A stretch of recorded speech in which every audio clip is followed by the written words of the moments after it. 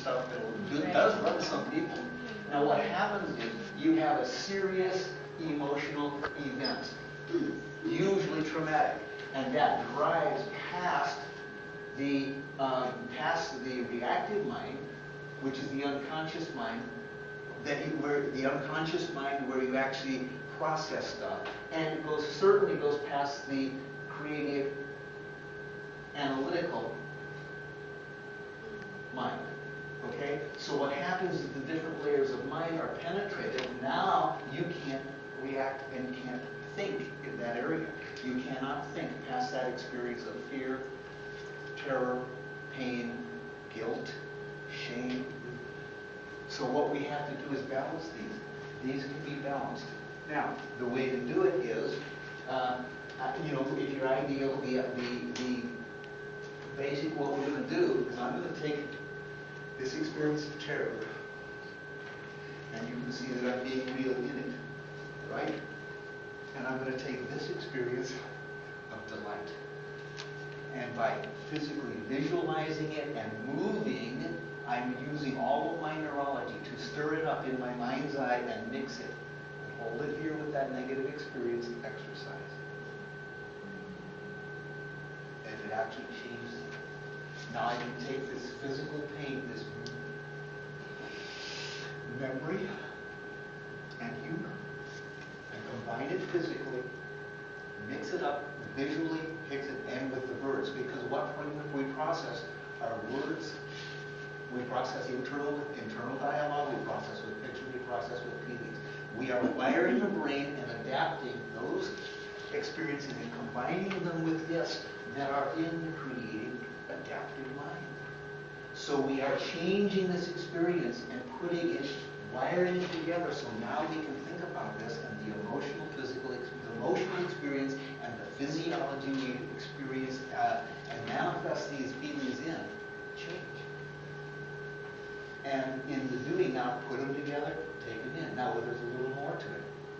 I now have changed the experience through which I observe, hallucinate, imagine, exercise. And you can watch and see if there's a difference here as I do it. So I go into the past a little bit. And where was the last time I thought about doing exercise? And not so bad anymore. I can look at doing exercise now. Yeah, I can do that, where I couldn't a while ago. And I can look into the future when I'm thinking about, I could go for a swim, and that's not a bad idea, just to go swim and do some laps for exercise. And that is a change that you could make easily when it comes up to, who am I going to call? What I have to call, what do I have to say? Because that's the fear that comes up. These are simple technologies. I am doing some emotional stuff here because I'm being real in it and showing you this is experience that this stuff actually works. It's a simple process that you can learn. If you learn it, what is your goal?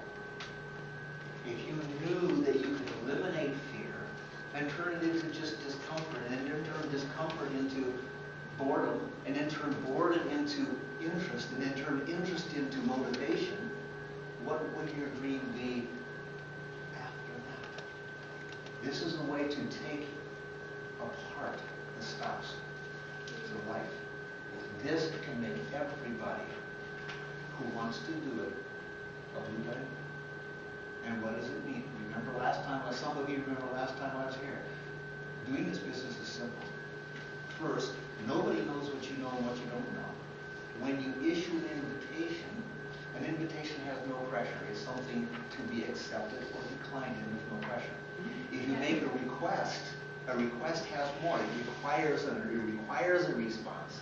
You can deny a request or accept it. And then there's a demand. Well, we don't want to make demands on people. What we want to do is invite them. The more comfortable we are, the more natural the invitation. Would you like to go out with me and have a cup of coffee this afternoon? That's an invitation. Will you enroll in this business with me so we can get rich together? That's a request. You see the difference? There is a difference. Now, he responded in a positive way, but there was more of an action to it. So the point I'm making is, when you invite people coming from a state of comfort, knowing that you've got a value, you will have greater success in attracting people. When you understand that you only need to know this much because you will learn and learn and learn, and they don't know what you know, they know zero, you've got to start with that so you can have confidence in that. Then, all you have to do is do it again one time, and one time, and one time, and one time. And that's how simple success can be. Now, I've given a little talk here briefly.